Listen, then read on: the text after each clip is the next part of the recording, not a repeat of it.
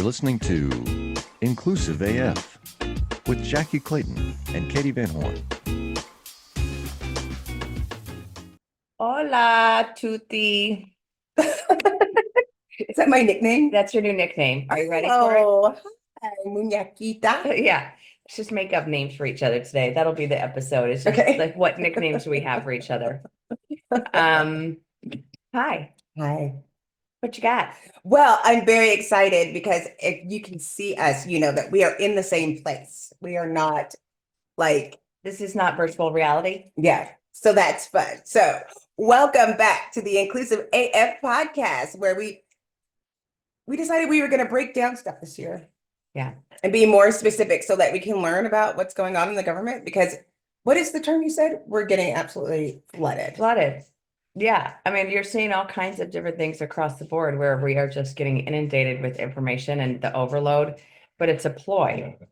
Like it's the blitz of information where like there was a word that I thought of just the other day, and then I was like, nope, that's the wrong word, and so I'm not going to say it. But it's very reminiscent of like some things that go on in propaganda filled governments, Right. where we're going to hit so much information that no one will be able to keep up with everything going on. Right. But we're going to start breaking things down, things that I think matter to both you and I, and to folks out there who are part of workplaces. So let's talk about it. So we're going to really talking about workplaces and things that could definitely impact the folks that listen to this show.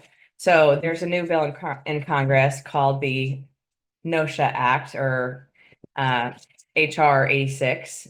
And that's really It's so rude. Just the name. 86, yeah. NOOSHA. We're gonna 86 OSHA. Right. So for those of you who have worked in the restaurant or service industry, you know that when you 86 something out of a restaurant, it's gone.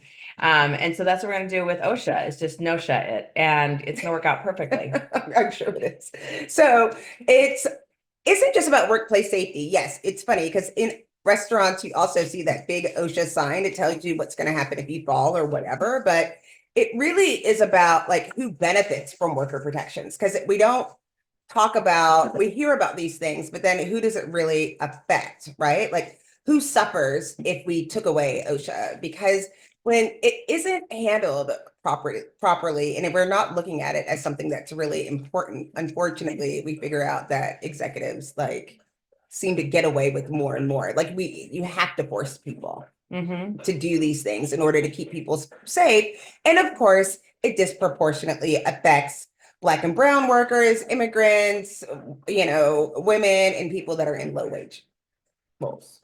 Yeah, absolutely. And I think that's the piece. So I don't know if I've ever shared this with you, but one of my great grandfathers was in Maryland and worked in the coal mines in Maryland. And so there is like, we'll talk about kind of the worker protection for folks that are working in the mines. But you know, it's really about this. Let's just explain the entire, what is OSHA? What happens to those workers when inclusion, diversity, equity, accessibility are gone, and those worker protections are gone? It's really about, hey, OSHA is no longer there, DEIB is no longer there, all of these things. What now? So let's talk about it. Let's talk about it.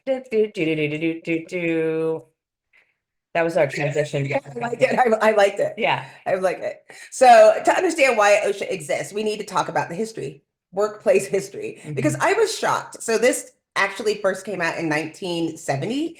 And before OSHA, they had 14,000 workers died like every year. So that's 38 deaths a day at work. Like that sign that said, when was the last death? No They're like, workplace. oh, actually, it was yesterday. Yeah. Like there was literally This morning. Yeah. right. Yeah. Literally so many. And so they were so common that they had to have the legal protections, because they didn't have legal protections for people that actually suffered. So companies really didn't have to protect the workers there. So it really, again, affected the most vulnerable. And that's why all of that came into place.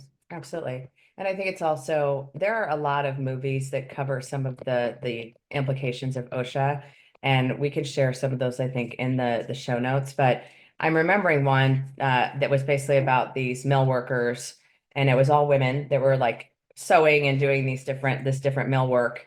I'm sorry. Maybe it's not called mill work when they're like actually doing the sewing, whatever that's called. Oh yeah, what is that? Like, anyways, they made We'll call it clothes. sewing. Let's call it sewing.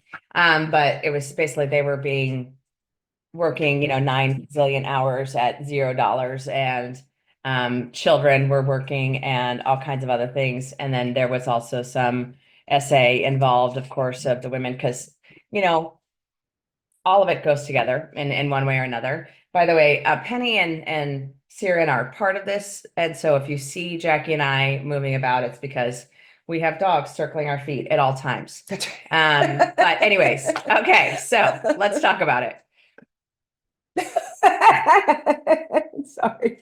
Every time I get like distracted by the cuteness of my babies. But so we know that even just like in the fields, we have a lot of undocumented workers, a lot of Latino workers that still have high fatality rates. Women in healthcare, domestic workers, so folks who are working in hotels, things like this, service industries. There's unique risks that go beyond just like, oh, I might get injured at work. As I mentioned, harassment, violence, exposure to infectious diseases, exposure to infectious chemicals, period. And so, this is what it's all about.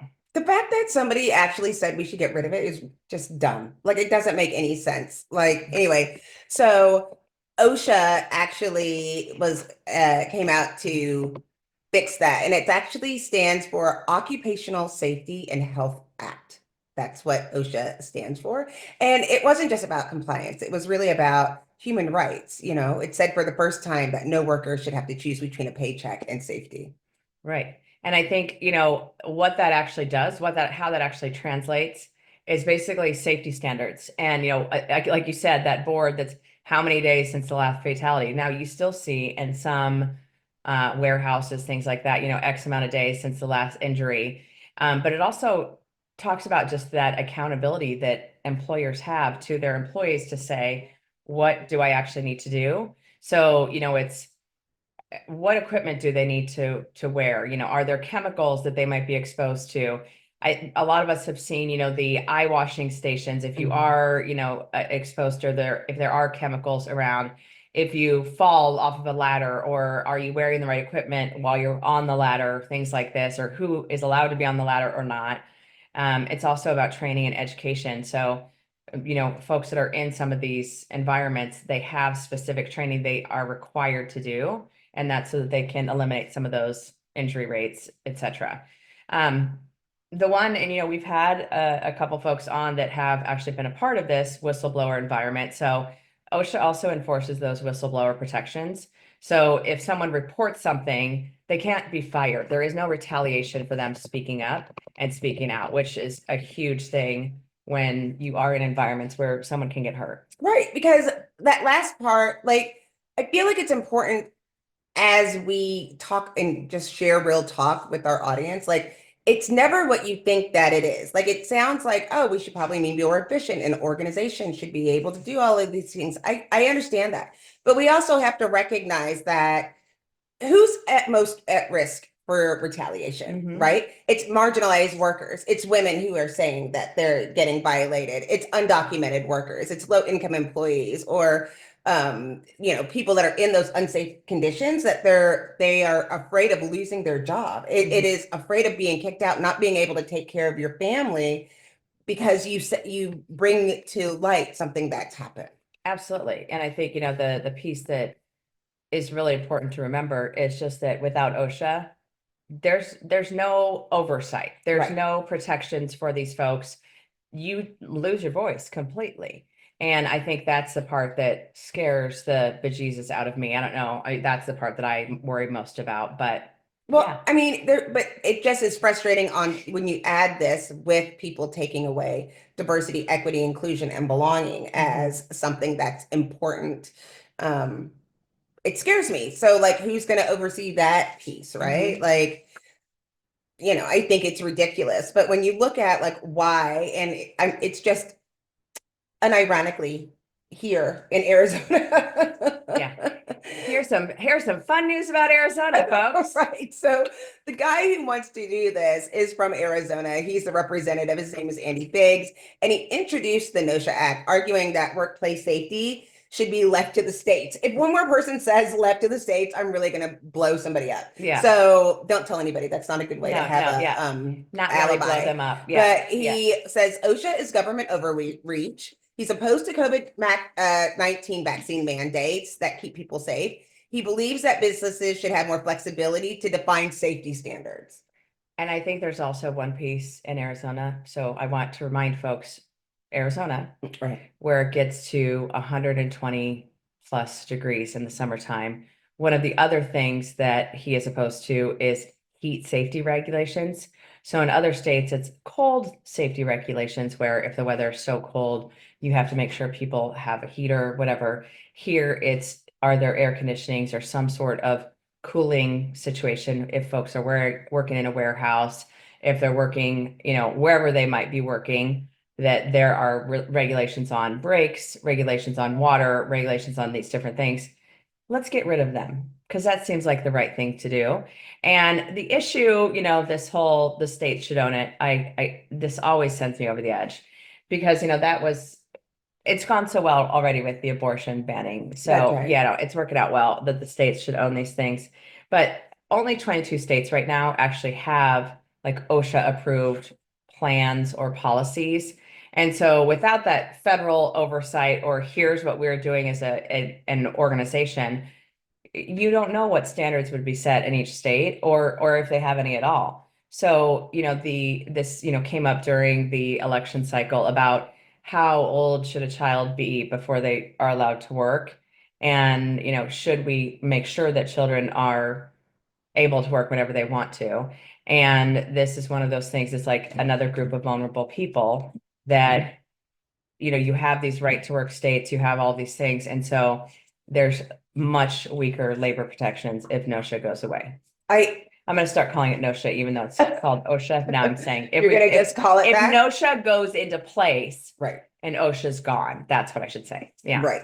I just think it's dumb to think about when you're like, oh, we're going to let organizations decide what a safety regulation is. And I'm sure, because capitalism isn't a thing, No. that they're going to make what's best for the employees, Always. regardless of the cost, Right. not what's best for the organization. Correct. Right? Like, Yes. I'm sure they're not going to cut anything back because, I mean, that never happens. No, and I think it's interesting because, I think some of the factories, and some of I'm from Ohio, some of the factories in Ohio, I think they actually are one of the states that has some of these worker mandates, the OSHA mandates, because there were so many different folks that were being killed in unsafe elevators.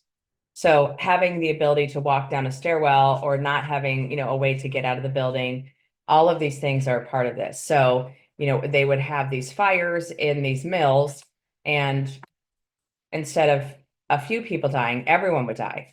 And, we saw this a lot of times again before the 1970s, where you had all kinds of different non-regulations that existed.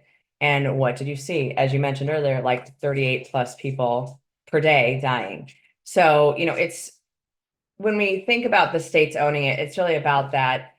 Hey, we might care about this. We might protect workers. Others might not.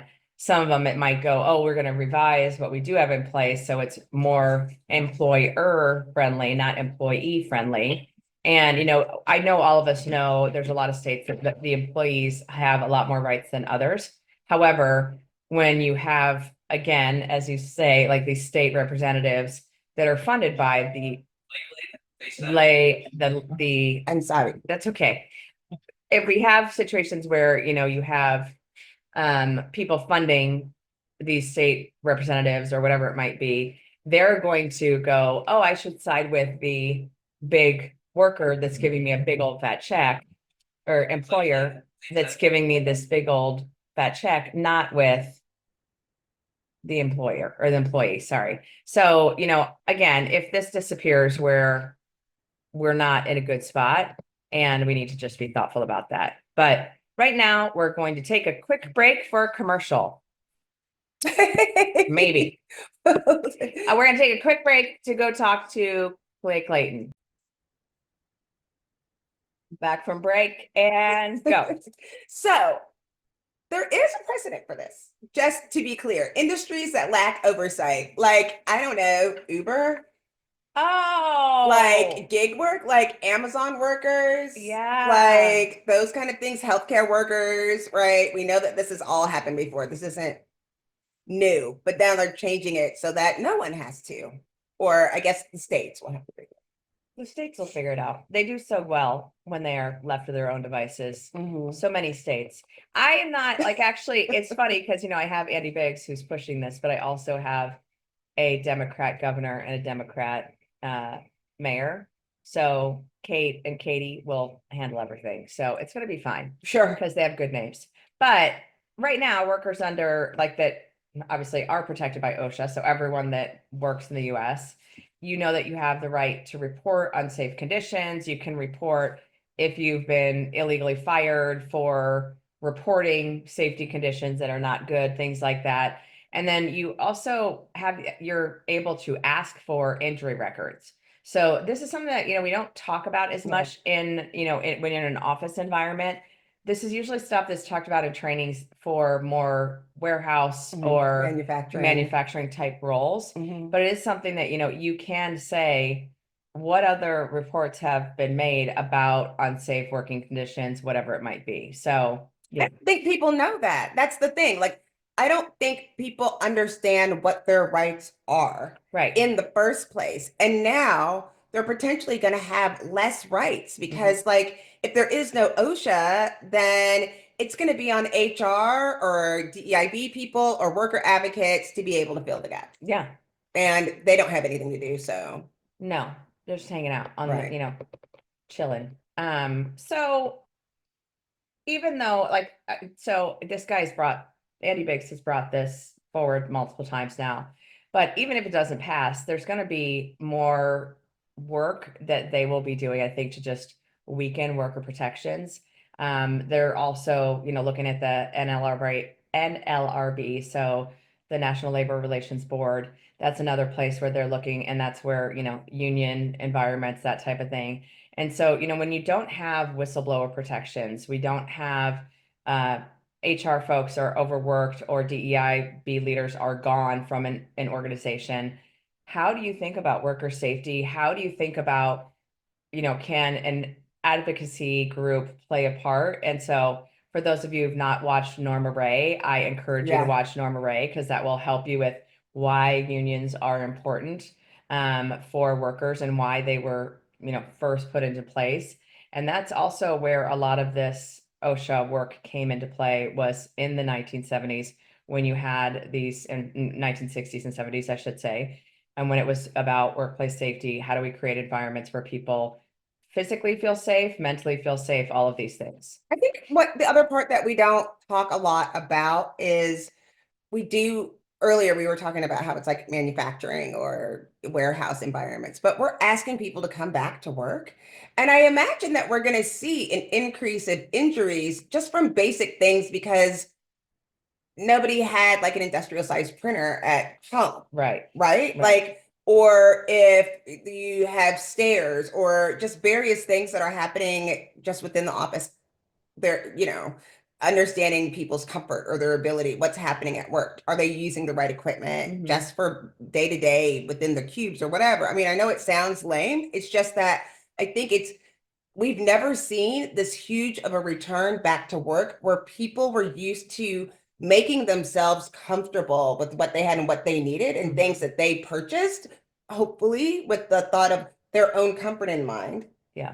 I don't know. I feel like it could have a big impact on these various environments because it seems like it's happened very quickly. And I don't feel like it's been like, oh, we're here to make you comfortable. It's not even like it was before where it's like we have ping pong tables and free lunch. Like this is just get your ass back in work. We're not hearing about what people are doing in order to make people feel safe because it is, and we've been saying this about the return back to work, that like we know that that isn't an issue because that people feel like people need to be empowered. It seems to Right. be like this control issue.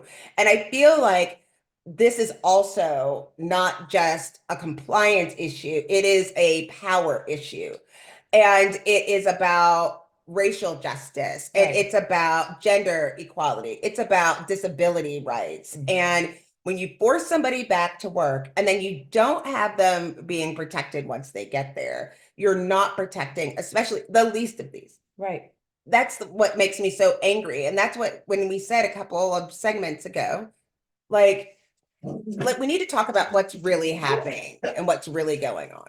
Absolutely. And I think, this is the piece where when we talk about worker safety, when we talk about just all of these things going on in the workplace right now, we are at such a point in time that all of this is kind of coalescing to, as you just said, like this could be a real issue. And I also, you said the word comfort. I want to also just be clear, this is not even just about comfort. This is Right. about, again, basic human rights. Right. Having the ability as a woman who is nursing to have a space that they can go nurse. That's a Right. basic human right. Like having a place where people, oh, we have break time so people can get water, they can take a bathroom break, whatever it might be. So all of the things that OSHA entails from a safety perspective, it's not like it's like over and above, like, oh my God, this is the be all end all. It's really the basics of how you make sure you keep people safe in a workplace. That's right. So yeah, I just, I would love for folks, if you have an OSHA impacted story, if you have something that you'd like to share with us where maybe you reported an unsafe condition, we want to hear them. We want to hear those stories. So share them with us on social media. We're on, Insta, we're on all of the things. I don't even know all the things we're on, I don't think at this point, but we're on all of the things. We are on all of the things. Yes, yeah. So thanks all for listening. And I want you to know what we're going to be doing is like looking at like congress.gov, looking at what's the most popular stories or bills or whatever is going on within Congress and talking about that to bring it to your attention, because we're not getting all of this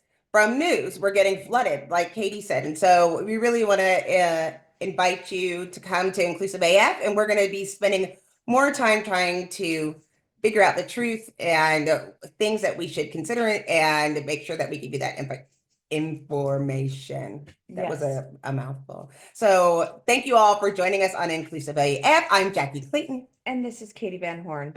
Bye.